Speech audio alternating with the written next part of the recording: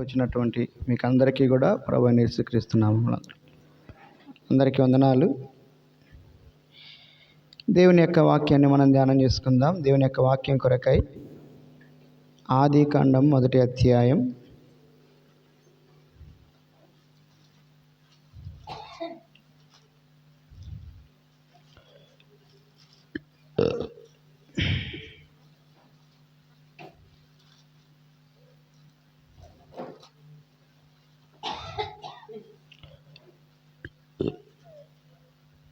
ఆదికాండం 1వ అధ్యాయం మొదటి 5 వచనాలు మనందరం కలిసి చదువుకుందాం.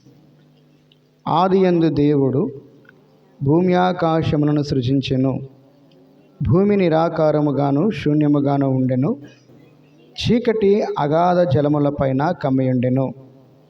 దేవుని ఆత్మ జలములపైన అల్లాడుచుండెను. దేవుడు వెలుగు కమ్మని పలకగా వెలుగు కలిగెను. వెలుగు మంచిదైనట్టు దేవుడు చూచెను. దేవుడు వెలుగును చీకటిని వేరుపరచెను. దేవుడు వెలుగునకు పగలనియు చీకటికి రాత్రి అనియు పేరు పెట్టెను. అస్తమయమును ఉదయమును కలగగా ఒక దినమాయెను. అలాగే కొరింథీయులకు రాసిన 2వ పత్రిక 5వ అధ్యాయం 17వ వచనాన్ని కూడా మనందరం కలిసి చదువుకుందాం. కొరింథీయులకు రాసిన 2వ పత్రిక 5వ అధ్యాయం 17వ వచనం. కాగా ఎవడైనను క్రీస్తునందున ఎడల వాడు నూతన సృష్టి, పాతవి గతించెను, ఇదిగో క్రొత్తవాయెను.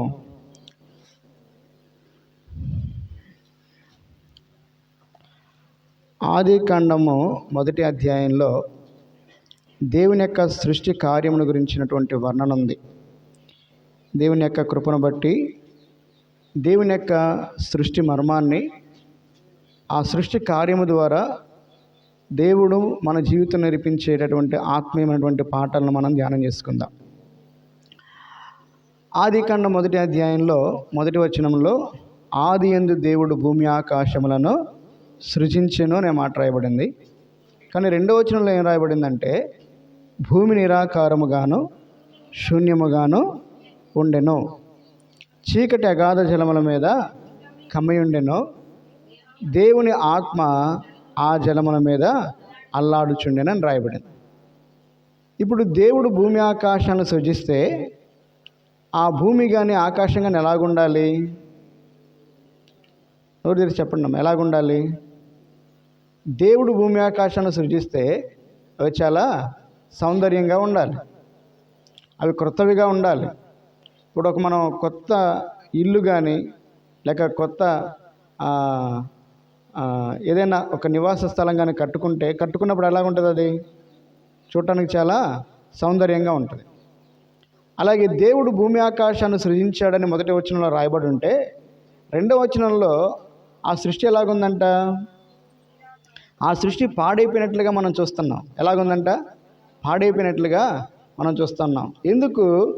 దేవుని చేత సృజింపబడినటువంటి ఆ భూమి ఆకాశములు అనగా ఆ సృష్టి ఎందుకు పాడైపోయింది?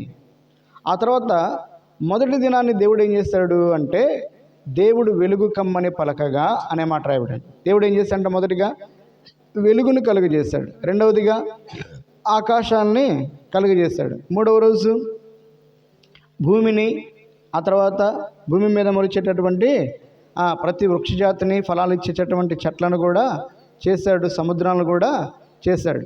ఇప్పుడు నా ప్రశ్న ఏంటంటే దేవుడు నోటి మాట ద్వారా సమస్తాన్ని సృష్టించాడు. ఆ దేవుని యొక్క మహాశక్తికి, ఆ దేవుని యొక్క మహా అధికారానికి, ఆ దేవుని యొక్క మహాప్రభావానికి గుర్తు ఏంటంటే ఆయన మాటలో ఎంత శక్తి ఉందంటే ఆయన భూమి ఆకాశాలను సృజించాడు. వెలుగు కలగమని పలుకగా వెంటనే ఏం జరిగిందంట? వెలుగు కలిగింది. ఆయన మాటలో అంత శక్తి ఉంది, ఆయన మాటలో అంత ప్రభావం ఉంది. అయితే ఇప్పుడు ప్రశ్న ఏంటంటే దేవుడు ఒకే రోజు అంతా చేయొచ్చు కదా, ఎందుకు 6 రోజులు చేశాడు సృష్టిని? ఎన్ని రోజులు చేశాడు సృష్టిని? 6 రోజులు చేశాడు సృష్టిని. 7వ రోజు ఏం చేశాడంట? విశ్రాంతి తీసుకున్నాడు. ఎందుకు 6 రోజులు చేశాడు సృష్టిని? ఒకే రోజు చేయొచ్చు కదా. ఆయన మాటకే అంత శక్తి ఉంటే అన్నీ కూడా ఒకేసారి కలుగుమని చెప్తే కలుగుతాయి కదా. మరి ఎందుకు దేవుడు మొదటి రోజు ఏం చేశాడంట? వెలుగును. రెండో రోజు ఏం చేశాడంట? ఆకాశాలను. మూడో రోజు ఏం చేశాడంట? భూమిని, సముద్రాలను, భూమి మీద మొలిచేటటువంటి ఫలవృక్ష జాతుల్ని కూడా దేవుడు సృష్టించి. నాలుగో రోజు ఏం చేస్తాడు? సూర్యుని, చంద్రుని, నక్షత్రాదులను. ఈ విధంగా ఒక్కొక్క రోజు ఒక్కొక్క దాన్ని ఎందుకు సృష్టించాడు? బైబిల్ గ్రంథంలో ఆది కాండాన్ని ప్రారంభాల పుస్తకం అంటారు. ఏమంటారు? లేక ఉత్పత్తుల గ్రంథం అంటారు.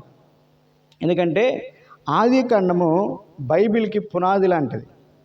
ఆది కాండం బైబిల్కి ఊపిరి లాంటిది, లేక గుండె లాంటిది అన్నమాట. ఆది కాండం లేకపోతే ఇక బైబిల్ అంతా మనకు అర్థం కాదు. పునాది లేకుండా ఇల్లు కట్టగలుగుతారా?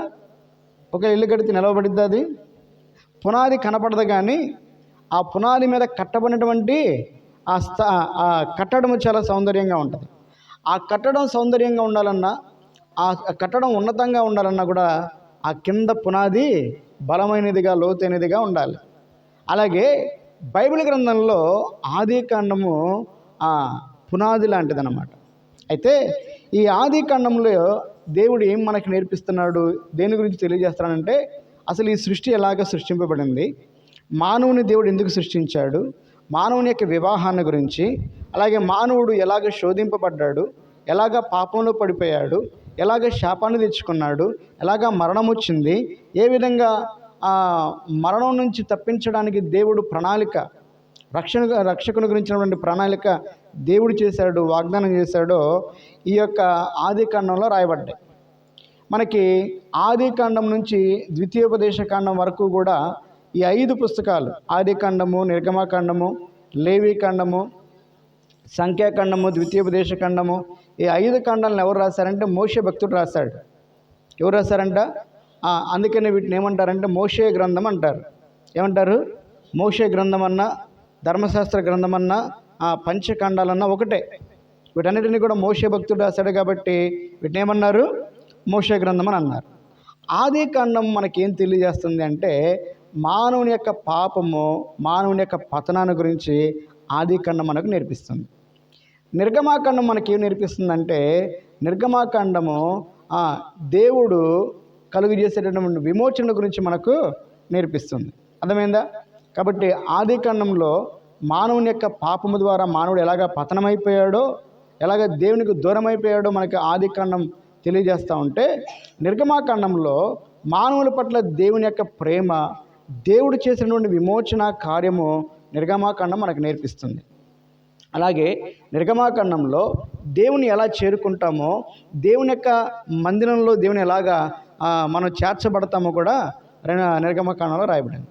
లేవీకాండం ద్వారా మనం ఏం నేర్చుకోవచ్చు అంటే, లేవీకాండంలో దేవుని ఎలాగ ఆరాధన చేయాలో మనం నేర్చుకోవాలి. ఏమి నేర్పిస్తుంది లేవీకాండం? దేవుని ఎలాగ ఆరాధన చేయాలి. అందుకని లేవీకాండంలో ఎక్కువగా బలులు ఉన్నాయి. అంతేకాదు లేవీకాండం ద్వారా మనం పరిశుద్ధంగా ఎలా బ్రతకాలో కూడా నేర్చుకోవాలి. అర్థమైందా? ఏం నేర్చుకోవాలంట? పరిశుద్ధంగా. అందుకని ఏది పవిత్రమైందో, ఏది అపవిత్రమైందో కూడా దేవుడు లేవీకాండంలో మనకు నేర్పించాడు. కట్టడలు ఎక్కువగా లేవీకాండంలో ఉన్నాయి. 4వదిగా సంఖ్యాకాండం.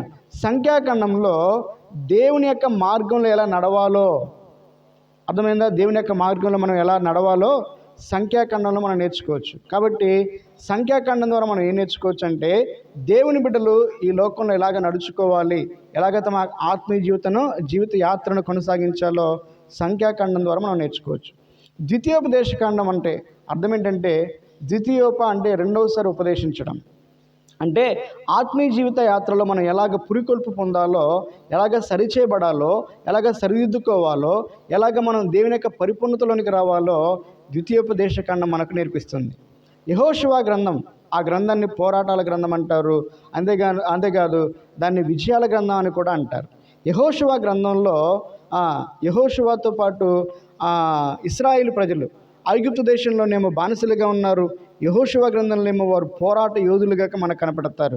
వారు యుద్ధం చేసి ఎలాగా ఆ కనానులో ఉన్నటువంటి వారిని జయించి ఆ వాగ్దాన దేశాన్ని స్వతంత్రించుకున్నారో మనం నేర్చుకోవచ్చు. అర్థమైందా? కాబట్టి యెహోషువ గ్రంథం ద్వారా మనం ఆత్మీయ జీవితంలో ఎలా పోరాడాలో, ఎలాగ పరమకాణాలను ఎలా స్వాధీనం చేసుకోవాలో మనం నేర్చుకుంటాం.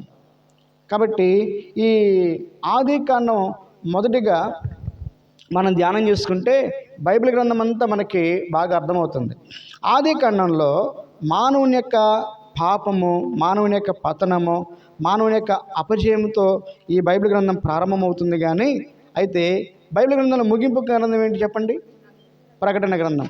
ప్రకటన గ్రంథంలో బైబిల్ గ్రంథానికి అది ముగింపు పుస్తకం మాత్రమే కాదు, ప్రకటన గ్రంథంలో యేసుక్రీస్తు ప్రభువారి ద్వారా మనం ఎలా రక్షించబడ్డామో, ఎలాగా మహిమలోకి చేర్చబడ్డామో, ఎలాగా జయ జీవితాన్ని పొందుకొని మనం సంపూర్ణంగా మారుతామో ఈ ప్రకటన గ్రంథంలో రాయబడింది. కాబట్టి ప్రకటన గ్రంథం పరిపూర్ణమైనటువంటి గ్రంథం. ఆది కాండం అసంపూర్ణమైనటువంటి గ్రంథం అయితే ప్రకటన గ్రంథం పరిపూర్ణమైనటువంటి గ్రంథం. ఆది కాండంలో మొదటి ఆదాము మనకు కనపడతాడు. ఎవరు మొదటి ఆదాము? ఏమా? దేవుని చేత సృజింపబడినటువంటి మొదటి ఆదాము, మొదటి మనుషుడు మనకు కనపడతాడు. ఆ మొదటి మనుషుడు ఏం చేస్తాడంటే పాపము చేయటం ద్వారా పతనమైపోయాడు. అయితే ప్రకటన గ్రంథంలో మనకి కడపటి ఆదాము, పరిశుద్ధుడైనటువంటి యేసుక్రీస్తు ప్రభువారిని కడపటి ఆదాము అని పిలిచారు. అలాగే ఆది కాండంలో జీవవృక్ష ఫలాలను తినేటటువంటి భాగ్యాన్ని పోగొట్టుకున్నాడు ఆదాము హవ్వలు పోగొట్టుకున్నారు. ప్రకటన గ్రంథంలో యేసుక్రీస్తు ప్రభువారి ద్వారా రక్షించబడి విమోచించబడి ఆయన కొరకే బ్రతికినటువంటి వారు ఆ జీవవృక్ష ఫలాన్ని మరలా ఎలా తినటానికి దేవుడు కృపనిచ్చాడో రాయబడింది. ఆది కాండంలో పరదేశును పోగొట్టుకున్నారు. వాళ్ళు ఏం పోగొట్టుకున్నారంట? వెళ్ళగొట్టబడ్డారు. కానీ ప్రకటన గ్రంథంలో తిరిగి ఆ పరదేశుని వారు పొందుకోవటం మనం చూస్తాం. అయితే ఆది కాండంలో ఏదెను తోట నుంచి బయటకి తోసివేయబడ్డారు. అయితే ప్రకటన గ్రంథంలో పరమ కానాను అంటే ఆ పరలోకంలో దేవుడు చేర్చుకోవడానికి మనకి ఆహ్వానం ఇస్తున్నట్లుగా కనపడుతుంది. అంతేకాదు ఏదైనా ద్వారం మూత వేయబడిందంట, దానికి అగ్ని జ్వాలలుగా దేవుడు దేవదూతల్ని కాపలాగా ఉంచాడు. అయితే ప్రకటన గ్రంథంలో పరలోకపు ద్వారము మన కొరకై తెరవబడింది. ఏం ద్వారం తెరవబడిందంట? ప్రకటన గ్రంథం 4వ అధ్యాయంలో మన కొరకే ద్వారం తెరవబడింది. ఆది కాండంలో మనకు ఒక నది కనపడుతుంది. అలాగే ప్రకటన గ్రంథంలో మనకి జీవజలపు నది కనపడుతుంది. ఆది కాండంలో దేవుడు ప్రారంభ సృష్టిని గురించి మనకు నేర్పిస్తాడు. దేవుడు భూమి ఆకాశాలను సృజించనని. అయితే ఆ సృష్టి పాడైపోయింది. కానీ ప్రకటన గ్రంథంలో దేవుడు మరలా నూతన ఆకాశాన్ని, నూతన భూమిని సృష్టించాడు. అది ఎన్నటికీ కూడా పాడైపోకుండా నిత్యత్వంగా ఉండేటటువంటిది. అయితే ఆది కాండంలో ఆదాము హవ్వల యొక్క ఏలుబడిని చూస్తాం. ఎవరు ఏలుబడి అంట? ఆదాము హవ్వల ఏలుబడి. ప్రకటన గ్రంథంలో యేసుక్రీస్తు ప్రభువారి యొక్క ఏలుబడిని మనం చూస్తాం. ఆది కాండంలో మొదటిగా వధింపబడినటువంటి గొర్రెపిల్లను మనం చూస్తాం. వాళ్ళు పాపం చేసినప్పుడు తమ యొక్క దిగంబరత్వాన్ని కప్పుకోవడానికి ఏం చేశారు? అంజూరపు కచ్చడాలు కట్టుకున్నారు. కానీ అవి ఏమైపోయినాయంట? వారి దిగంబరత్వాన్ని కప్పలేకపోయినాయి, ఎండిపోయినాయి అవి. కానీ ప్రకటన గ్రంథంలో ఆది కాండంలో వారి దిగంబరత్వాన్ని కాపాడడానికి దేవుడు ఏం చేస్తాడంట? గొర్రెపిల్లను బలిగా అర్పించి ఆ చర్మపు చొక్కాయను వారికి తొడిగించాడు. ప్రకటన గ్రంథంలో ఆ వధింపబడినటువంటి గొర్రెపిల్ల జయము పొందినటువంటి గొర్రెపిల్లగా, సజీవంగా కనపడేటువంటి గొర్రెపిల్లగా, ఆ గొర్రెపిల్ల మనకి మహిమా వస్త్రాలు ధరింపజేసే గొర్రెపిల్లగా ప్రకటన గ్రంథంలో మనకు కనిపిస్తాడు. ఆది కాండంలో పాపము, శాపము, అనారోగ్యము, దిగులు, చింత, మరణము ఇవన్నీ మనకు కనపడతాయి.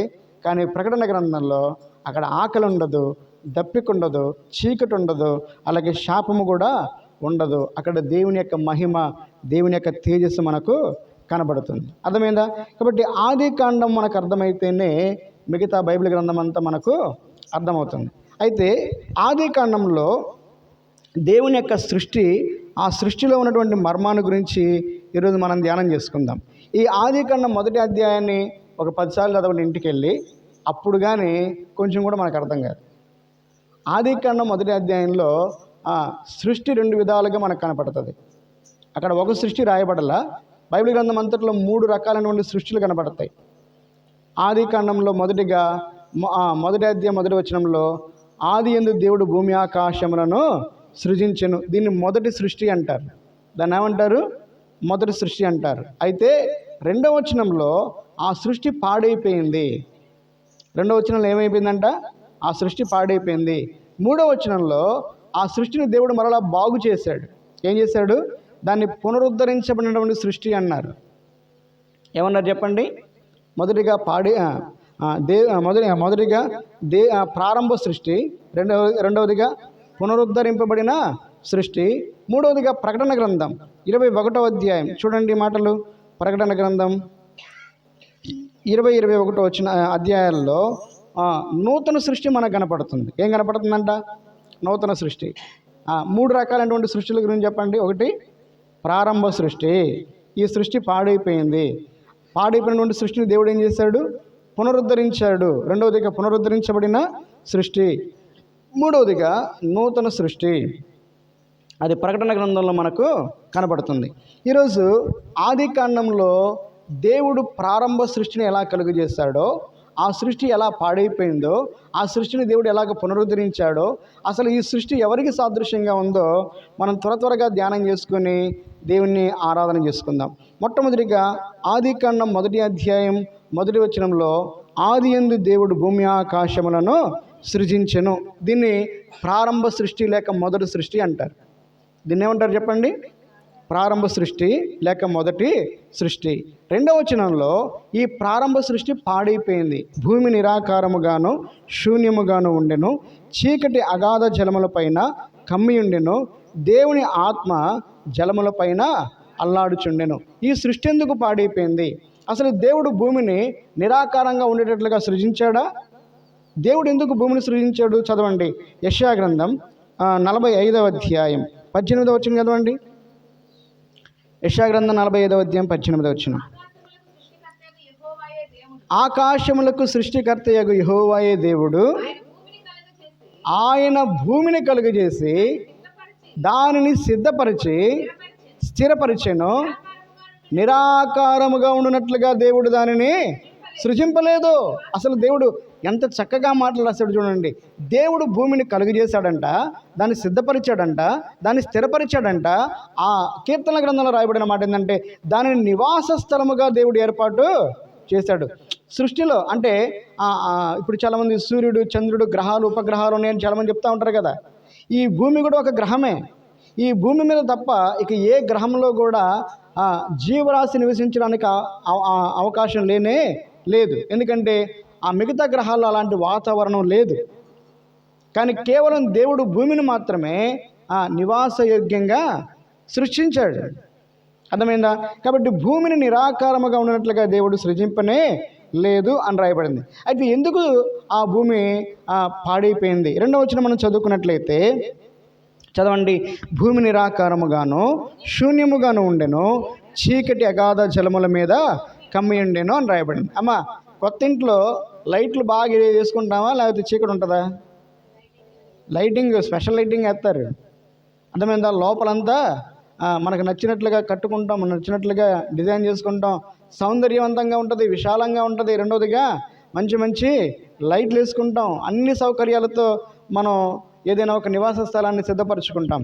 కానీ దేవుడు సృష్టించిన నుండి భూమి ఆకాశాల గురించి పరిశుద్ధాత్మ దేవుడు ఏం మాట్లాడుతున్నాడంటే, ఆ భూమి నిరాకారం అయిపోయిందంట, భూమి శూన్యంగా అయిపోయిందంటే ఆ భూమి మీద ఉండాల్సినవి లేవు. ఆ భూమి మీద ఉండాల్సినవి లేవు. అర్థమైందా? మూడవదిగా భూమి మీద చీకటి, భూమి మీద ఏముందంట? చీకటి. నాలుగవదిగా ఈ భూమి అగాధ జలముల చేత బంధించబడి ఉన్నది. అసలు ఎందుకు పరిస్థితి వచ్చింది? ఎందుకు ఈ భూమి పాడైపోయింది? జాగ్రత్తగా మనం ఈ అంశాన్ని ధ్యానం చేసుకోవాలంటే, ఇప్పుడు ఏదైనా ఒక స్థలంలో ఒక పెద్ద తుఫాను వచ్చిందనుకో, ఆ తుఫాను వల్ల ఏమైపోతాయి ఏమా? బాగా గాలి, వాన, తుఫాను వచ్చిందనుకో, అప్పుడు ఏమైపోతుందంటే పెద్ద పెద్ద చెట్లన్నీ ఇరిగిపోతాయి.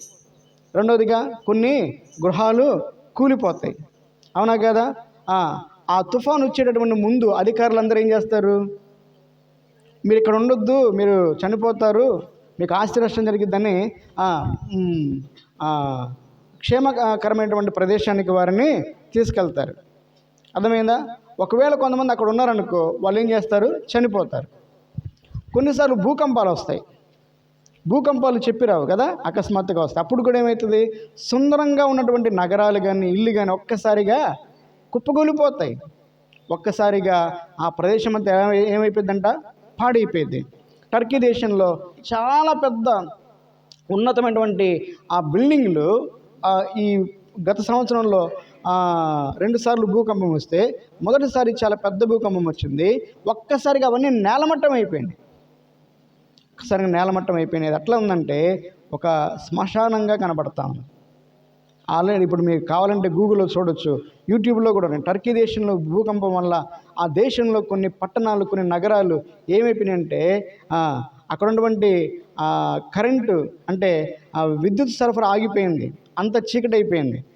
రెండవదిగా అక్కడికి వాటర్ సప్లై ఆగిపోయింది, రవాణా సౌకర్యాలు ఆగిపోయినాయి, అక్కడికి ఆహారాన్ని అందించడానికి కానీ నీళ్ళు అందించడానికి అవకాశాలు లేకుండా పోయింది. ఎందుకంటే రోడ్లన్నీ మూసుకుపోయినాయి అన్నమాట. ఎందుకంటే ఒక భయంకరమైనటువంటి విపత్తు అక్కడ సంభవించింది. ఏం సంభవించింది? భూకంపం అక్కడ సంభవించింది. దానివల్ల ఏమైందంటే అక్కడికి విద్యుత్ సరఫరా ఆగిపోయింది. కాబట్టి లైట్లు లేవు, చీకటి, నీళ్లు లేవు, ఆహారం లేదు, ఇవన్నీ సంభవించినాయి. కానీ అధికారులు ఏం చేశారు తెలుసా? ఆ తర్వాత విపత్తు జరిగిన తర్వాత హెలికాప్టర్లను పంపించో, లేకపోతే కొంతమంది సైన్యాన్ని పంపించో, అక్కడున్న వారికి ఆహారాన్ని, ఆ శిథిలాల్లో చిక్కుకున్న వాళ్ళని వారు రక్షించడం, కొంతమందికి వైద్యం చేయించడం, తర్వాత మరలా ఆ పాడైపోయినటువంటి పట్టణాల్లో ఉన్నటువంటి శిథిలాలన్నింటినీ తొలగించి మరలా కొత్తగా నూతనమైనటువంటి కట్టడాలను అక్కడ తిరిగి నిర్మించారు. ఏం చేశారంట? నా మాట అర్థమవుతుందా? తిరిగి ఏం చేశారు అధికారులు? నష్టం జరిగిన తర్వాత మరలా పట్టణాన్ని బాగు చేశారు, మరలా కుప్పకూలిపోయినటువంటి ఇల్లు కట్టించారు, హాస్పిటల్ కట్టించారు, స్కూలు కాలేజీలు కూడా కట్టించారు. ఇక్కడ మొదటి అధ్యాయంలో మనం నేర్చుకోవాల్సిన పాఠం అదే. మొదటి సృష్టి బాగానే ఉంది, కానీ 2వ వచనంలో ఆ సృష్టి పాడైపోయింది. ఆ సృష్టి ఎందుకు పాడైపోయిందంటే అక్కడ ఏదైనా ఒక విపత్తు జరిగి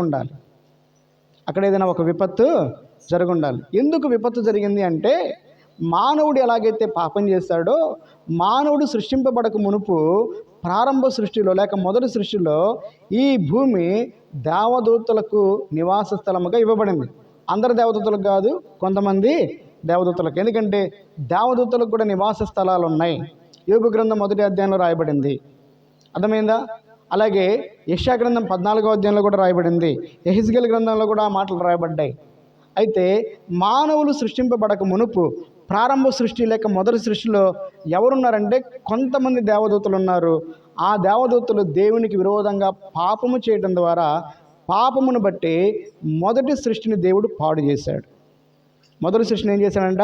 పాడు చేశాడు. ఏ దేవదూతలు అయితే అక్కడ నివాసం చేస్తున్నారో ఆ దేవదూతలు ఆ స్థలంలో నుంచి త్రోసివేయబడ్డారు. అందుకనే ఆ భూమి ఎలాగ మారిందంట? శూన్యముగా మారింది. ఇప్పుడు అర్థమైందా?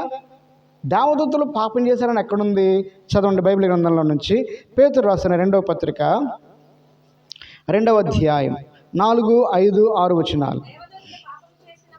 దేవదూతలు పాపము చేసినప్పుడు దేవుడు వారిని విడిచిపెట్టక పాతాళ లోకమందలి కటిక చీకటి గల బిలములోనికి త్రోసి తీర్పునకు కావలిలో ఉంచబడుటకు వారిని అప్పగించెను. ఇప్పుడు అర్థమైందా? దేవదూతలు ఏం చేశారంట? పాపం చేశారు. యూదా పత్రిక చూడండి.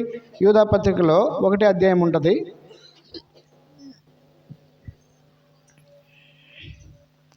6వ వచనం. తమ నివాస స్థలమును విడిచిన దేవదూతలను. అర్థమైందా? నివాస స్థలమును విడిచిన అంటే దేవదూతలకు ముందుగా ఈ సృష్టిని దేవుడు ఇచ్చేశాడు. అర్థమైందా? అందుకనే ఈ దేవదూతల యొక్క పాపాన్ని బట్టి దేవదూతలను దేవుడు శిక్షించాడు. ఆ దేవదూతలు ఇప్పుడు దురాత్మలుగా, దెయ్యాలంటే ఏం చెప్పండి? చచ్చిపోయినలుగా దెయ్యాలు. దురాత్మలు లేక దెయ్యాలంటే ఎవరు చెప్పండి? పాపము చేసి దేవుని చేత శిక్షింపబడినటువంటి, దేవుని చేత త్రోసివేయబడినటువంటి ఆ దేవదూతలు దురాత్మలుగా ఇప్పుడు తిరుగులాడుతూ ఉన్నాయి. అర్థమైందా? కాబట్టి పాపమును బట్టి మొదటి సృష్టి పాడైపోయింది. మొదటిగా పాపము చేసినటువంటి వారు ఎవరంటే దేవదూతలు. ఎవరు చెప్పండి? అందరు కాదు, కొందరు దేవదూతలు. అందుకనే మరలా ఇంకో భాగం చదవండి. పేతురు రాసిన 2వ పత్రిక 3వ అధ్యాయం 5, 6 వచనాలు. ఏలయనగా పూర్వము నుండి ఆకాశముండిననియు నీళ్ళలో నుండి నీళ్ళ వలనను సమకూర్చబడిన భూమియు దేవుని వాక్యము వలన కలిగిననియు వారు బుద్ధిపూర్వకంగా మరుతురు.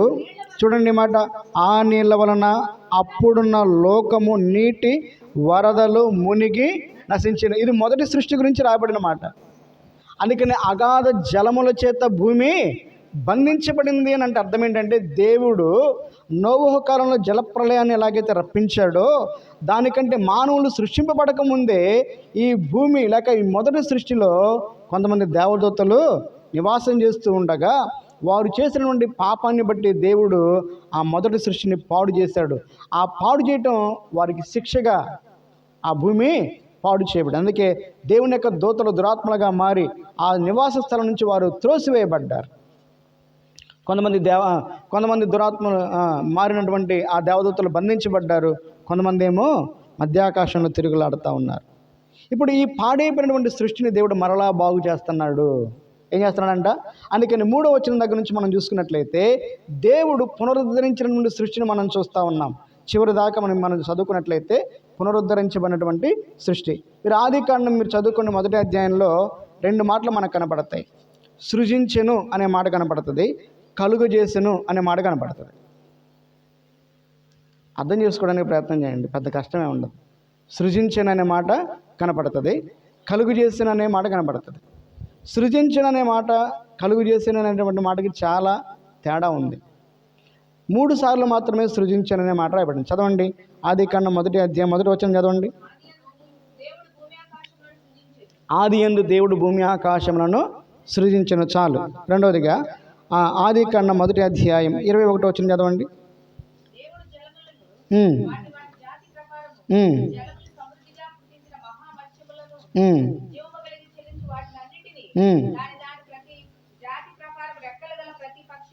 పక్షిని సృజించెను. ఇక్కడ సృజించనే మాట రాయబడింది. 3వ చూడండి, 27వ వచనం. నరుని సృజించెను, దేవుని స్వరూపమందు వారిని సృజించెను. చాలు. ఇప్పుడు ఎన్ని చోట్ల ఉంది సృజించెను అనే మాట?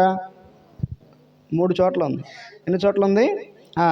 మొదటి సృష్టిని దేవుడు సృజించెనని రాయబడింది. పునరుద్ధరించబడిన సృష్టిలో ఎన్నిసార్లు ఉందన్నమాట? 2 సార్లు.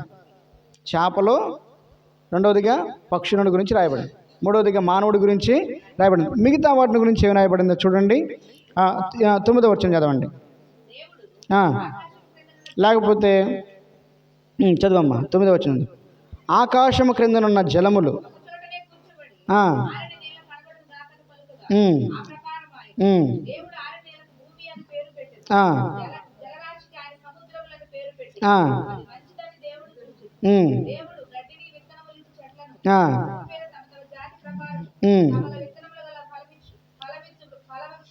మొలిపించునుగాకని పలుకగా. మన 14 వచ్చిన చదవమ్మా.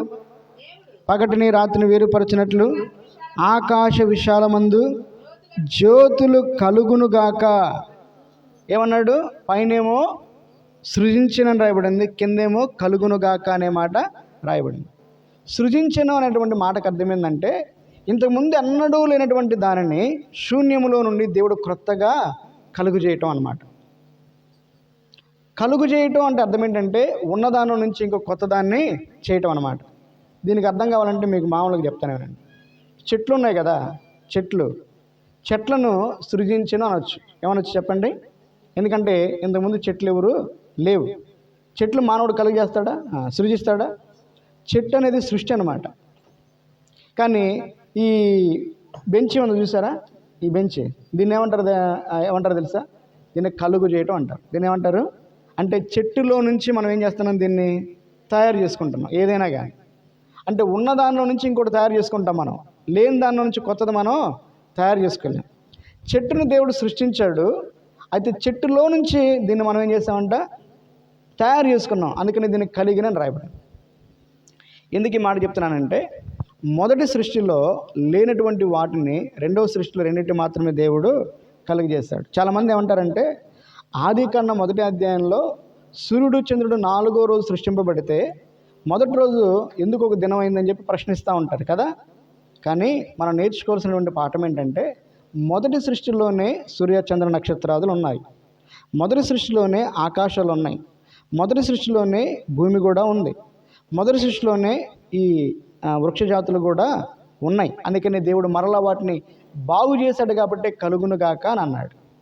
మొదటి సృష్టిలో లేనిది ఏంటంటే, 1 మానవుడు, రెండవదిగా చేపలు అంటే జలచరాలు, పక్షులు లేవు. 2 మొదటి సృష్టిలో లేనిది ఏంటంటే, 1 మానవుడు, రెండవదిగా చేపలు అంటే జలచరాలు, పక్షులు లేవు. 3 మొదటి సృష్టిలో లేనిది ఏంటంటే, 1 మానవుడు, రెండవదిగా చేపలు అంటే జలచరాలు, పక్షులు లేవు. వాటిని అంటే పునరుద్ధరించబడినటువంటి సృష్టిలో రెండవదిగా వాటిని నూతనంగా కలుగజేశాడు.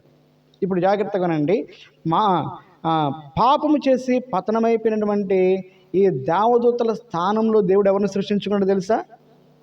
మానవుని సృష్టించుకున్నాడు. ఎవరిని సృష్టించుకున్నాడంట? అందుకే సాతానుడికి నువ్వంటే నిండంత కోపం. వాడి స్థానాన్ని దేవుడు మనకు ఇచ్చాడు. సరే, ఈ భాగం అంతా మరలా వచ్చేవారం మనం ధ్యానం చేసుకుందాం. ఇంతవరకు అర్థం చేసుకుంటే చాలు. ఇప్పుడు ఎన్ని రోజులు సృష్టించాడు దేవుడు? 6 రోజులు సృష్టించాడు కదా. ఎందుకు 6 రోజులు సృష్టించాలి? వెంటనే కలుగుమనంటే కలుగుతాయి కదా. ఎందుకు 6 రోజులు సృష్టించాల్సి వచ్చిందంటే, ఒక్కొక్క రోజు మన ఆత్మీయ జీవితంలో ఒక్కొక్క అనుభవం లాంటిది అన్నమాట. ఒక్కొక్క రోజు మన ఆత్మీయ జీవితంలో ఒక మెట్టు లాంటిది. అర్థమైందా? మనం 6 రోజులు దేవుడు ఎలాగైతే సృష్టించాడో మనం ఆత్మీయ జీవితంలో ఆ విధంగా ఎదగాలి. ఆ విధంగా మనం ఏం చేయాలంట? ఎదగాలి. మొట్టమొదటిగా దేవుడు ఏం కలుగజేశాడు? వెలుగు కలుగజేశాడు. ఏం కలుగజేశాడు చెప్పండి? వెలుగు మారు మనసుకు సాదృశ్యంగా ఉంది. దేనికి సాదృశ్యంగా ఉంది? ఇప్పుడు సృష్టి మానవ జీవితానికి సాదృశ్యంగా ఉంది. ఇలా అర్థం చేసుకోండి. సృష్టి దేనికి సాదృశ్యంగా ఉందంట? అందుకనే ఇందాక మనం చదువుకున్నాం, కొరింథీయులకు రాసిన 2వ పత్రిక 5వ అధ్యాయం 17వ వచనంలో, ఎవడైనను క్రీస్తునందున ఎడల వాడు నూతన సృష్టి. అంటే క్రీస్తులో లేనప్పుడు మనం ఎవరు? క్రీస్తులో లేనప్పుడు మనం పాడైపోయినటువంటి సృష్టి. అంటే మనల్ని ఎవరితో పోల్చాడు దేవుడు? సృష్టితో పోల్చాడు. ఎవరితో పోల్చాడంట? సృష్టితో పోల్చాడు. అర్థమైందమ్మా? మొదటి సృష్టి లేక ప్రారంభ సృష్టి అంటే దేవదూతలు ఉన్న సృష్టి. ఇప్పుడు పునరుద్ధరించబడినటువంటి సృష్టిలో మనం ఉన్నాం. మనం ఏ సృష్టిలో ఉన్నాం? పునరుద్ధరించబడినటువంటి సృష్టిలో ఉన్నాం. ఇప్పుడు మనం నివసించేది పునరుద్ధరించబడినటువంటి సృష్టి. ఈ సృష్టి కూడా కొన్నాళ్ళకి నాశనం అయిపోయింది. ఎందుకంటే ఈ సృష్టిలో కూడా పాపం ఉన్నది. ఏముంది చెప్పండి? ఎందుకుంది పాపం? ఆ సృష్టిలో దేవదూతల ద్వారా పాపం వస్తే ఈ సృష్టిలో మానవుడైనటువంటి ఆదాము ద్వారా పాపం ఉంది. అందుకని ఈ సృష్టిని కూడా దేవుడు నశింపజేస్తాడు. ఇది మీకు బాగా అర్థం కావాలంటే చదవండి, రోమపత్రిక 8వ అధ్యాయం 19వ వచనం దగ్గర నుంచి చదవండి 22వ వచనం వరకు.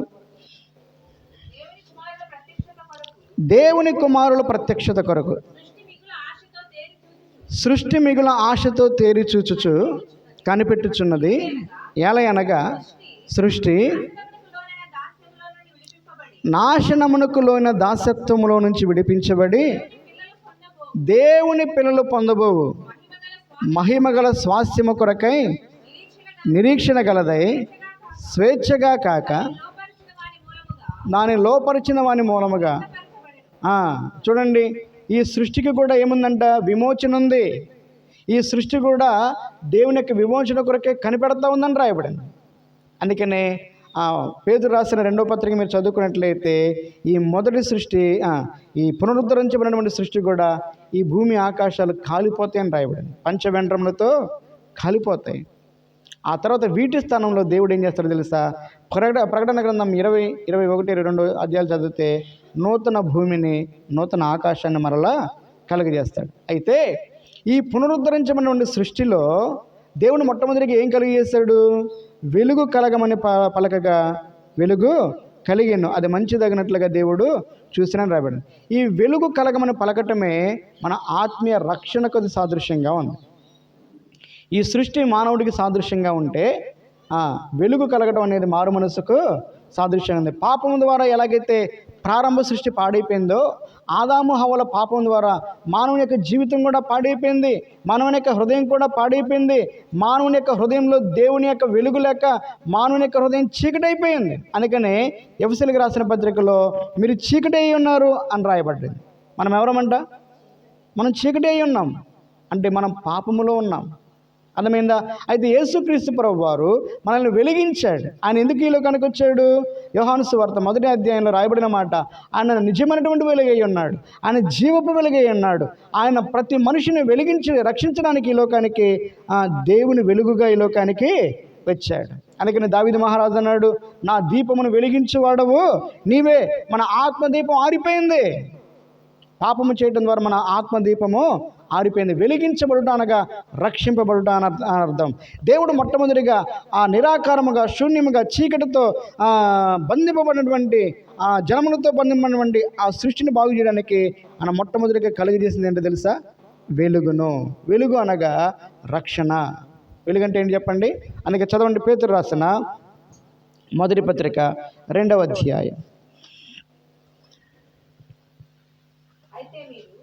వచనం చెప్పమ్మా. 9వ వచనం. అయితే మీరు చీకటిలో నుండి ఆశ్చర్యకరమైన తన వెలుగులోనికి మిమ్మును పిలిచిన వాని గుణాతిశయములను ప్రచురము చేయ నిమిత్తము ఏర్పరచబడిన వంశమును, రాజులైన యాజక సమూహమును, పరిశుద్ధ జనమును, దేవుని సొత్తైన ప్రజలునై. ఒకప్పుడు మనం చీకటిలో ఉన్నాము, ఇప్పుడు ఆశ్చర్యకరమైనటువంటి వెలుగులోనికి మనల్ని దేవుడు పిలిచాడు. పిలిచినటువంటి ప్రభువు మనల్ని వెలిగించాడు, మనల్ని కూడా వెలుగుగా మార్చాడు. అందుకని యేసు ప్రభు అన్నాడు, మీరు లోకమునకు వెలుగై ఉన్నారు. ఒకప్పుడు మేము పాపపు చీకటితో ఉన్నామయ్యా. ఈ పాపపు చీకటి ద్వారా మా ఆత్మదీపం ఆరిపోయింది. నీవు మమ్మల్ని వెలిగించినందుకే నీకు వందనాలని దేవుని ఆరాధన చేయాలి. ఎందుకంటే దేవుడు పాపక్షమాపణ కలుగజేయటం మాత్రమే కాకుండా ఆయన మన ఆత్మదీపాన్ని మరలా ఏం చేశాడంట? వెలిగించాడు. అంటే మనల్ని రక్షించుకున్నాడు. రెండవ రోజు దేవుడు ఏం చేశాడంటే, దేవుడు జలములతో బంధింపబడింది భూమి. ఏం చేయబడిందంట? ఈ జలములతో బంధింపబడి ఉంటే ఈ పైన ఉన్నటువంటి జలాలను పైకి వెళ్ళమన్నాడు, కింద ఉన్నటువంటి జలాలన్నింటినీ కూడా కిందకు వెళ్ళమన్నాడు, ఒక చోటకి వెళ్ళమన్నాడు.